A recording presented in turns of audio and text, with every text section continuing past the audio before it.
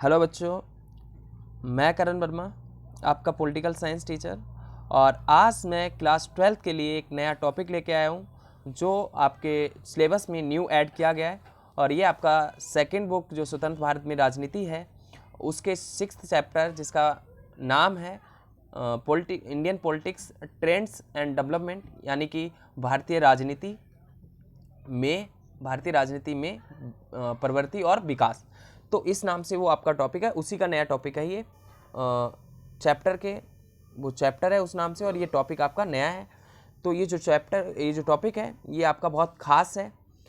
खास इस तरीके से क्योंकि इसमें आपकी जो चीज़ें बताई गई हैं वो आपकी वर्तमान सरकार और पिछले जो 6 साल या 5 साल बीते हैं उस समय का पूरा एक आपको कंक्लूजन, एक समरी मिलने वाली है और जिसमें आप कई सारी चीज़ों को जानोगे। तो शुरू करते हैं बिना किसी देरी के। हाँ, तो अभी हम एनडीए थर्ड और फोर्थ की बात करते हैं। तो इससे पहले हमें ये भी तो पता होना चाहिए कि एनडीए होता क्या है। एनडीए क्या होता है? इसको हिंदी में राजग भी कहते हैं। तो एनडीए जो होता है आपका वो कहलाता है नेशनल डेमोक्रेटिक अलायंस। राजग जनतांत्रिक राष्ट्रीय जनतांत्रिक गठबंधन। बात एक ही है, वो इंग्लिश में, ये हिंदी में। अब ये जो एनडीए आ जाता है कि क्या है, तो देखो एनडीए का जन्म मैं बताऊं कहाँ से हुआ था। पहले तो आप देख लो कि एनडीए एक राजनीतिक गठबंधन है और जिसमें कई सारी पार्टियों से मिलकर बनता है, यानी कि एक संयुक्त पार्टियों का गठबंधन है। और इसका प्रयोग जैसे लोकसभा में बहुमत या कहें सरकार बनाने के लिए प्रयोग किया जाता है। और इसमें बहुत सारी पार्टियां शामिल हैं। भारतीय जनता पार्टी हो गई, अखिल भारतीय अन्ना द्रविड़ मुनेत्र कड़गम हो गई, जनता दल हो गए, बिहार का श्रोमणी अकाली दल पंजाब का हो गया, लोक जनशक्ति पार्टी हो गई, ये आपकी उत्तर प्रदेश की, असम गण परिषद आपका असम से, तो अपना दल हो गया, ऑल झारखंड स्टूडेंट यूनियन, राष्ट्रीय लोकतांत्रिक पार्टी। ये सारी पार्टियां क्या है आपकी इसमें एनडीए में शामिल है। तो यही सारी पार्टी क्या करती हैं लोकसभा में बहुमत प्रस्तुत करने के लिए जब कभी बीजेपी को, जो क्योंकि बीजेपी क्या है मेन पार्टी है, तो बीजेपी क्या करती है, बीजेपी के नेतृत्व में ये गठबंधन सरकार बनाता है। तो जब भी इनको लोकसभा में इनको सरकार बनानी होती है तो ये अपना पूर्ण बहुमत इस तरीके से साबित करते हैं सभी मिलकर। और जब कमी पड़ती है तो दूसरों को भी अपने आप में शामिल करते हैं, एनडीए में दूसरी पार्टी को भी मिला लेते हैं और फिर एक संयुक्त सरकार बनाने का काम करते हैं। बट फिलहाल में एनडीए जो थर्ड थी और फोर्थ थी वो ऐसी सरकारें थी जो बीजेपी के पूर्ण बहुमत पर आधारित थी, जिसमें जो छोटी छोटी पार्टियां थी उनका कोई भी योगदान नहीं था, क्योंकि जो बीजेपी थी उसको पूर्ण बहुमत मिला था नरेंद्र मोदी के नेतृत्व में। तो बात करते हैं कि एनडीए फर्स्ट और एनडीए सेकंड क्या थी। एनडीए थर्ड और फोर्थ तो पता ही चल जाएगा, अभी मैं बताऊंगा। तो इससे पहले एनडीए फर्स्ट और सेकंड को जानते हैं। तो एनडीए फर्स्ट का जो उदय हुआ था, जैसे कि बीजेपी थी वो लाल कृष्ण आडवाणी और अटल बिहारी वाजपेयी के नेतृत्व में बीजेपी का क्या होता है, उत्थान होता है, सामने उभर के आती है और उन्होंने बीजेपी को इतने आगे तक बढ़ाया, काफ़ी एक बड़ी पार्टी बनाई। भारतीय राजनीति में दूसरी बड़ी पार्टी बनाने का जो श्रेय जाता है वो अटल बिहारी वाजपेयी और लाल कृष्ण आडवाणी, मुरली मनोहर लाल, ये सारे काफ़ी बड़े बड़े नेता हैं जिन्होंने बीजेपी को इतना बड़ा किया और उन्हीं के ही नेतृत्व में एनडीए का जन्म हुआ। तो पहले जो एनडीए की सरकार थी वो आपकी 1998 में बनती है और 13 दिन की सरकार होती है। ये अप्रैल से मार्च के बीच में ही होती है अटल बिहारी वाजपेयी की। तो अटल बिहारी वाजपेयी क्या होते हैं, एनडीए के तहत एक वोट से, एनडीए जो थी ना उनके नेतृत्व में जब एनडीए गठबंधन बनाते हैं तो जो एनडीए होता है वो एक वोट से मार खा जाता है, उसको एक वोट से उसकी सरकार गिर जाती है। क्योंकि आपको पता है लोकसभा में जो भी बड़ी पार्टी होगी उसको गठबंधन किसी भी तरीके से, लोकसभा में जो भी बड़ी पार्टी है उसको क्या करना होगा, बहुमत साबित करना होगा। जो भी चाहता है कि भाई मैं बहुमत साबित कर सकता हूँ, किसी को पूर्ण बहुमत नहीं मिला है। और ये कब होगा, जब किसी को पूर्ण बहुमत नहीं मिलेगा लोकसभा में, तभी क्या होंगे, राष्ट्रपति कहेंगे कि आप में से कौन चाहता है कि वो पूर्ण बहुमत साबित कर सकता है, सरकार बनाएगा। तो ऐसा ही 1998 में अटल बिहारी वाजपेयी ने कहा था कि हाँ मैं सरकार बनाऊंगा, बट उनके पास पूर्ण बहुमत नहीं था, ना बीजेपी के पास ना एनडीए के पास। जब वो 14 दिन के अंदर बहुमत साबित करवाना होता है राष्ट्रपति के पास, तब वो गए वहाँ पर, तो उनकी एक वोट से क्या होती है, सरकार गिर जाती है 13 दिन की। तो वो फर्स्ट जो सरकार थी 13 दिन की वो थी एनडीए फर्स्ट, ठीक है। और एनडीए सेकंड क्या थी, वो 1999 से पूरा 5 साल का कार्यकाल करती है 2004 तक, ये अटल बिहारी वाजपेयी के तहत। और एनडीए जो थर्ड है उसकी जो शुरुआत है वो आपकी होती है 2014 में। एनडीए थर्ड 2014 में क्या होती है, एनडीए थर्ड आती है, ठीक है। और गठबंधन राजनीति भी मैं बता दूं आपको एक लाइन में, तो गठबंधन राजनीति वो राजनीति होती है जिसमें कई सारी पार्टियां मिलकर सरकार बनाती है, या फिर भारत में जैसे कि लोकसभा में किसी भी पार्टी को जब पूर्ण बहुमत नहीं मिलता है, जब कोई एक बड़ा दल या कोई एक बड़ी पार्टी लोकसभा में बहुमत साबित करने के लिए एक से अधिक पार्टियों का समर्थन लेती है, तो वो क्या कहलाती है? गठबंधन सरकार कहलाती है। ठीक है। अब ये जो गठबंधन राजनीति थी भारत में 2014 तक चलती है। 1989 में पहली सरकार बनी थी बीपी सिंह की। 1989 में पहली सरकार बनी थी बीपी सिंह। ये भी एक नंबर में क्वेश्चन पूछा जा सकता है। ठीक है। गठबंधन सरकार पहली किसकी थी? बीपी सिंह की, 1989 की जो देखी जाए। ठीक है। तो ये थी। अब प्रधानमंत्री जो नरेंद्र मोदी थे, वो उनके नेतृत्व में क्या होता है, 2014 में एक नई राजनीति का हमें देखने को मिलती है, एक नई राजनीति आती है। और 2014 में प्रधानमंत्री नरेंद्र मोदी के तहत क्या होता है, बीजेपी के नेतृत्व में एक पूर्ण बहुमत जीता जाता है, पूर्ण बहुमत की सरकार बनाई जाती है नरेंद्र मोदी के नेतृत्व में। और 1989 के बाद भारतीय राजनीति में ऐसा पहली बार था कि किसी एक पार्टी को पूर्ण बहुमत मिल रहा हो, और बीजेपी को पूर्ण बहुमत मिला। और फिर बीजेपी ने अपनी जो उनके सहपाठी थे, सहपाठी बोल रहा हूँ, उनके जो मेंबर थे, सदस्य थे, जो एनडीए के जो उनके संयुक्त दल थे, उनके साथ वो मिलकर क्या करते हैं, बीजेपी क्या करती है, एनडीए थर्ड के रूप में 2014 में शपथ लेती है, सरकार बनाती है। और इसके साथ ही क्या होता है, जो ये गठबंधन सरकार बनती है, एनडीए थर्ड गठबंधन कहलाती है। बट ये जो गठबंधन सरकार थी पहले की सरकार से अलग थी। इसमें गठबंधन सरकार नहीं कहेंगे, इसमें एक पार्टी को पूर्ण बहुमत मिल रखा था, उसने मिलकर क्या करा था, दूसरी पार्टियों के साथ गठबंधन सरकार चलाने का कह सकते हैं मुशवरा, या फिर एक उनकी अपना डिसीजन निर्णय रहा बीजेपी का कि एनडीए के साथ उन्होंने सरकार चलाई।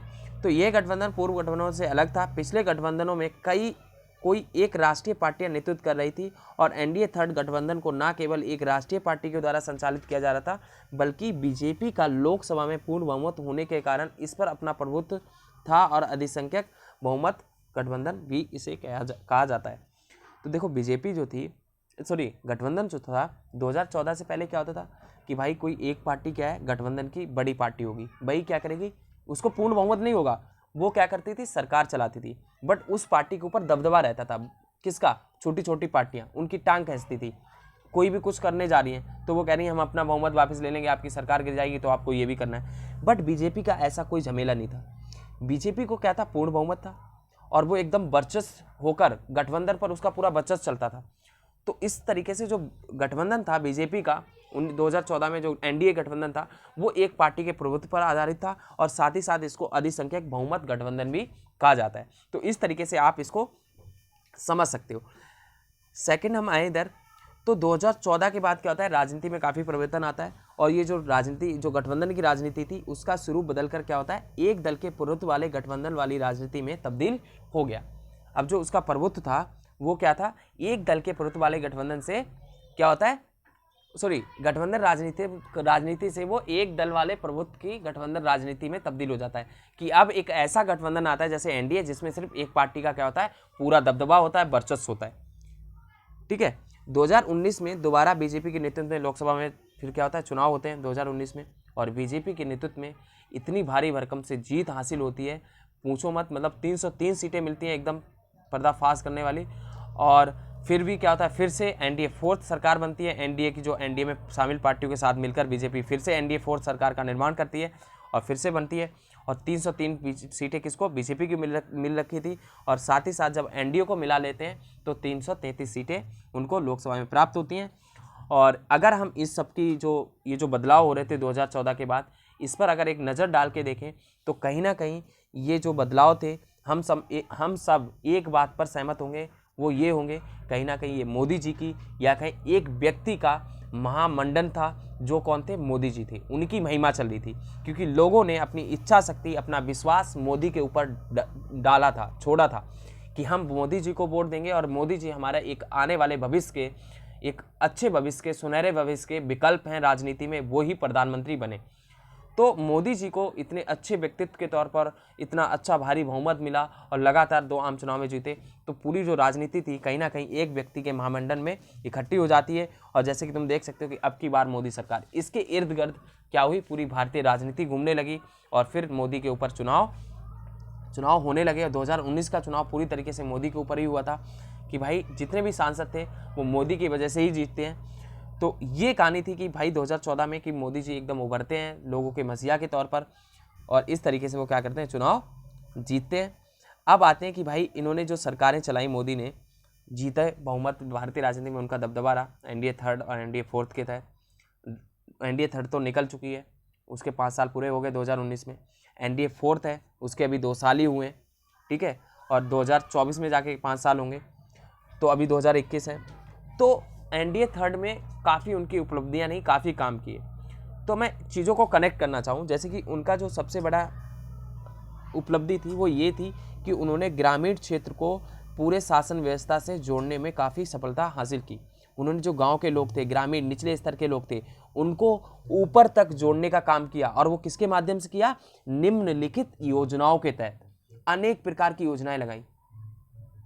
गांव में बिजली, डिजिटल, बेशक उन्होंने वो पूरी तरीके से लोगों तक पहुंचे नहीं पहुंचे वो मैटर नहीं करता, बट ये चीज़ बहुत मैटर करती कि उन्होंने इस चीज़ का प्रयास किया कि ग्रामीण लोगों तक हर एक चीज़ को पहुंचाना, उनको साथ जोड़ना, है ना। कहीं ना कहीं वो एक सपना कह सकते हैं, उनकी इच्छा शक्ति कह सकते हैं, जिसको उन्होंने उतारा। बेशक उसका ज़मीनी स्तर तक कोई फ़ायदा हुआ नहीं हुआ वो तो बात की बात है, बट ये एक था कि उन्होंने काफ़ी योजनाओं को शुरू किया।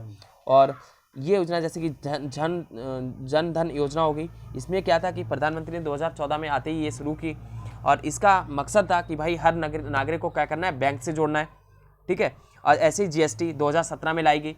अब जीएसटी पहले क्या होता था भाई, कोई भी टैक्स लग रहा है, ये टैक्स से संबंधित था, ये जो पॉलिसी थी जीएसटी, इसमें क्या था कि भाई पहले जो टैक्स लग के आता था, केंद्र सरकार का अलग, राज्य का अलग, बहुत सारे टैक्स होते थे। अब क्या हुआ, एक राष्ट्र एक टैक्स की बात की गई कि भाई एक बार एक वस्तु पे टैक्स लगाया जाएगा और बाकी कुछ नहीं होगा। तो ये क्या करा गया, इसको लाया गया। फिर क्या करा, उज्ज्वला योजना। उज्ज्वला योजना बहुत तगड़ी थी। इसमें क्या था कि जो महिलाएं, जो गांव में तुम देखते हो लोग हैं, उनके पास वो चूल्हे पे रोटी करते हैं, उबलों से, लकड़ियों से, जिससे उनकी आंखों में कई सारी प्रॉब्लम्स होती हैं, दिक्कत होती है। अब मोदी जी ने क्या करा, एलपीजी के तहत उनको कई सारी गैस कनेक्शन दिए और करोड़ों की तादाद में लोगों को इससे फ़ायदा हुआ और उनको गैस का पहली बार गैस पर वो मतलब उनकी गैस मुहैया कराई गई और उसका उन्होंने पहली बार प्रयोग किया। तो ये भी एक उपलब्धि थी उनकी कि योजना के तहत उन्होंने शुरू किया। कौशल विकास योजना, इसके तहत उन्होंने क्या करा, ये योजना इसलिए शुरू की गई ताकि जो देश के युवा हैं उनको ट्रेनिंग दी जाए, उनके कौशल को विकास मतलब कौशल जो है वो बढ़ाया जाए, विकसित किया जाए, है ना, ये, और रोजगार उनको मिल सके। उन्होंने क्या करा, उन्होंने इसलिए उनको इतना ज़्यादा सपोर्ट किया, युवाओं को इसलिए उन्होंने ट्रेन करना चाह रहे थे। वो कहते थे कि युवा क्या होती है, देश की जनशक्ति होती है, तो उसको अगर ट्रेन किया जाएगा, उसकी इच्छा अनुसार उसको सिखाया जाएगा, जैसे कंप्यूटर हो गया, सिलाई मशीन, कुछ भी, तो इस तरीके से ट्रेनिंग दी जाती थी कौशल विकास योजना के तहत ताकि वो रोजगार पाने में सफल हो सके। मेक इन इंडिया, अब मोदी सरकार ने क्या करा, भारत के निर्माण क्षेत्र को बढ़ावा देने के उद्देश्य से मेक इन इंडिया की शुरुआत की, जिसके तहत उन्होंने क्या करा, मेक इन इंडिया में भाई कोई भी उत्पाद है, कोई भी चीज़ है, हम अपने घर में बनाएंगे और लोगों को, बच्चों मतलब यहाँ के जो विद्यार्थी हैं उन सबको शिक्षित किया जाएगा कि वो हमारे यहाँ पर ही हमारी चीज़ों का उत्पादन करें और खुद यहाँ पर बनाएं, खुद इसका प्रयोग करें। तो इस पर जोर दिया गया। इसमें टेक्नोलॉजी, मॉडर्निटी, इस सबको बढ़ावा दिया जाएगा। 3 तलाक को ख़त्म कर दिया कि भाई 3 बार तलाक देने होता है ना, हिंदू मुस्लिम में ये होता है कि भाई 3 बार बोल दिया तलाक तलाक तलाक तलाक हो गया। तो इसको उन्होंने क्या करा, बिल्कुल प्रतिबंध कर दिया, खारिज कर दिया। देख रहे हो, ये था Muslim women protection of rights on marriage bill, ये पास करा, जिसके तहत 3 तलाक को समाप्त कर दिया। हज पे जाने के लिए सब्सिडी दी जाती थी, कुछ पैसे दिए जाते, अनुदान दिया जाता था, वो भी समाप्त कर दिया इन्होंने। तो ये मेरे को नहीं लगता सही था, गलत था। तो ऐसे भी उन्होंने कदम उठाए कई सारे। साथ ही साथ देखें तो उन्होंने स्वच्छ भारत अभियान के तहत महात्मा गांधी का एक उन्होंने प्रयास किया कि महात्मा गांधी स्वच्छ भारत चाहते थे, तो उसी को उन्होंने पहल की, शौचालय का निर्माण किया, है ना, और जिसमें साफ सफाई पर बल दिया, ये भी शुरू की उन्होंने परियोजना, ये भी उनकी एक उपलब्धि है। प्रधानमंत्री मुद्रा योजना आई, जिसमें महिलाओं को लाभ दिया गया, है ना, काफ़ी महिलाओं को लोन दिया गया उद्योगों को स्थापित करने के लिए, महिलाओं को सशक्तिकरण करने के लिए। और दीनदयाल उपाध्याय योजना, इसके तहत क्या था, इसमें भी महिलाओं को दिया गया, लाभ हुआ और उनको मतलब 75,000 करोड़ रुपए से अधिक का ऋण मतलब कि पैसा दिया गया, उपलब्ध कराया गया कि भाई वो क्या करें, अपने मतलब होता है ना, खुद के लिए सहायता करें, खुद के लिए उद्योग वगैरह जो भी है वो स्टार्ट वगैरह करें। तो ये था, ये सारी योजना उन्होंने शुरू करी, ठीक है। और इसके साथ देखें तो सरकार ने क्या करा, जो किसान के लिए एमएसपी लेके आए। एमएसपी था कि न्यूनतम समर्थन मूल्य, कि भाई किसी भी किसान की फसल का एक न्यूनतम समर्थन मूल्य होगा, उसकी उपज के हिसाब से उसको, मतलब जो उसकी फसल है उसको सही से खरीदा जाएगा, उसको अच्छी गुणवत्ता वाले बीज दी जाएंगे, उर्वरकता ये सब दिया जाएगा। ये भी उन्होंने प्रयास किए, योजना बनाई। और प्रधानमंत्री भारतीय जन औषधि परियोजना, इसके तहत उन्होंने क्या करा कि देश भर में अनेक ऐसे केंद्र खोले, सेंटर खोले, जहाँ पर उन्होंने क्या करा, वहाँ पर उन्होंने दवाइयाँ केंद्र और औषधि वगैरह इनको लोगों तक मुहैया कराया, कि इससे क्या होगा, लोगों को दवाई उपलब्ध होगी, है ना, दवाइयाँ सस्ते में उपलब्ध हो सकें। तो ये जन औषधि परियोजनाएं खोली गई, और जिसमें नई नई दवाइयों का निर्माण भी किया जा सके, तो ये सब करे गए। नमामि गंगे मिशन, इसके तहत भाई 500 करोड़ रुपए की परियोजना बनाई गई, कि भाई जो गंगा है वो जल प्रदूषण काफ़ी बढ़ रहा है, तो इसको हमें कम करना चाहिए, है ना। कम करने के साथ साथ हमें ये भी करना चाहिए कि जो जल होता है, मतलब गंगाएं होती हैं, जैसे हम देखते हैं नदी वगैरह, ये वातावरण के लिए अच्छा नहीं है, तो इसलिए इनको साफ़ करने के लिए पैसा वगैरह जो भी आवंटित किया गया है, एक योजना बनाएगी। और इसमें प्रयास किया गया कि जल प्रदूषण को किस तरीके से ख़त्म किया जाए। तो ये भी कहीं ना कहीं मोदी जी की एक उपलब्धि ये भी गिनी जाती है। और साथ ही साथ देखें, जो NDA 4 थी, जो 2019 में बनती है सरकार, उसने तो भाई आते ही अलग अलग, मतलब 2019 में तो उन्होंने अलग अलग प्रकार के नए नए डिसीजन लिए। और जिसमें तुम देख सकते हो कि एक तो उन्होंने नोटबंदी की थी आतंकवाद ख़त्म करने के लिए, है ना, 2016 में 8 नवंबर को। तो ये भी तुम देख सकते हो। तो इस तरीके से काफ़ी उन्होंने प्रयास किए। धारा 370 को निरस्त करना उन्होंने क्या करा, आते ही 2019 में आए, और उन्होंने अपना जो घोषणा पत्र था, मैनिफेस्टो, उसमें लिखा था कि भाई हम जैसे ही सरकार बनाएंगे धारा 370 पहले हटेगी। तो आते ही धारा 370 को हटाया। फिर उन्होंने धारा 370, क्योंकि धारा 370 आपने 11th क्लास में पढ़ा होगा कि जम्मू कश्मीर को विशेष प्रावधान देती है, तो उसको हटा दिया। अब उसके तहत क्या करा, जम्मू कश्मीर लद्दाख को केंद्र शासित प्रदेश में बना दिया। नागरिकता संशोधन अधिनियम लाए, कि अब भाई नागरिकता में नए अधिनियम लाए गए। इसमें ये कहा गया कि भाई हिंदू मुस्लिम जो हैं, जैसे बांग्लादेश, पाकिस्तान, इन सब के जो भी म्यांमार वगैरह, मतलब जो आसपास के मुस्लिम जो इलाके हैं, वहाँ से जो मुस्लिम आ रखे हैं, उनको वापस घर जाना चाहिए, उनको कागज दिखाने पड़ेंगे, मतलब बहुत सारी चीज़ें। तो ये उन्होंने क्या करा, नागरिकता संशोधन अधिनियम लेके आए, जिसमें काफ़ी बवाल भी हुआ। राम मंदिर बनाने के लिए उन्होंने क्या करा, ट्रस्ट बोर्ड का गठन किया। क्या करा, ट्रस्ट बोर्ड, कि भाई राम मंदिर का निर्माण होगा, इसके लिए ट्रस्ट बोर्ड किया जाए। अभी तो इनकी काफ़ी उपलब्धियां हैं बताई हैं चैप्टर में, कमियां भी बहुत हैं, अनेक प्रकार की इनकी वो हैं, मतलब और भी बड़े बड़े कांड इन्होंने करे हैं, वो भी नहीं है अभी पता है। तो दिल्ली की 40 लाख, जो दिल्ली में 40 लाख लोग हैं, वो कॉलोनियाँ क्या करी थी, जो अनअधिकृत थी, उनको, जो अनऑथोराइज थी, उनको ऑथोराइज किया गया। मतलब कि उनको ऑथोराइज कर दिया, कि प्रमाणिक तौर पर बाध्यता दे दी कि भाई इन कॉलोनियों को क्या है, हटाया नहीं जाएगा, उनको रजिस्ट्री दे दी गई, ठीक है। तो ये भी ये तो थोड़ा काफ़ी अच्छा था जो मोदी सरकार ने किया। तो इस प्रकार बहुत सारी काफ़ी उनकी उपलब्धियां हैं जो देखी जाती हैं, जो मोदी सरकार के द्वारा की गई। और मैं आपको बता दूं, एक पॉलिटिकल व्यू देना चाहूँ तो, जो मोदी जी की जो 2019 में जीत थी, वो कहीं ना कहीं इन्हीं योजनाओं जो मैंने अभी बताई थी, इन योजनाओं के कारण ही रही। अभी तो मैंने आपको किसान निधि योजना नहीं बताया, जिसमें क्या था कि 2000 रुपये प्रति वर्ष, 6 महीने में 2000 रुपये दिए जाते हैं। किसको? 6000 रुपये साल के दिए जाते हैं। किसको? जो किसान होते हैं ना, उनको। तो इस तरीके से इसका फ़ायदा किसानों को बहुत बड़े स्तर पर हुआ था। किसानों ने क्या करा, मोदी जी को वोट दिए दबा के 2019 में। तो ये कहीं ना कहीं जो इनकी योजनाएं थी मोदी जी की, ये बहुत ज़्यादा लाभकारी रहीं। मेरे ख्याल से ज़्यादा इनका जो लोगों को इसका फ़ायदा नहीं हुआ, बट ये था कि लोगों ने उनको वोट दिया, क्योंकि कहीं ना कहीं इनको लोगों का कुछ ना कुछ तो फ़ायदा ज़रूर हुआ था। तो इस प्रकार ये था हमारा NDA 3rd और 4th की उपलब्धियाँ। आई होप आपको पसंद आया होगा, और जो आप इम्प्रूवमेंट करवाना चाहते हो मेरे से, जो भी सही है मेरे को, और क्या नया चाहते हो, जो भी चाहते हो वो आप कमेंट बॉक्स में बताएं, कैसा लगा, क्या चाहिए क्या नहीं चाहिए। और बाकी हम नेक्स्ट वीडियो में मिलते हैं। और ये वीडियो काफ़ी मेहनत से बनाई थी मैंने, काफ़ी टाइम लगा था। तो धन्यवाद, मिलते हैं आगे नेक्स्ट वीडियो में, तब तक के लिए धन्यवाद।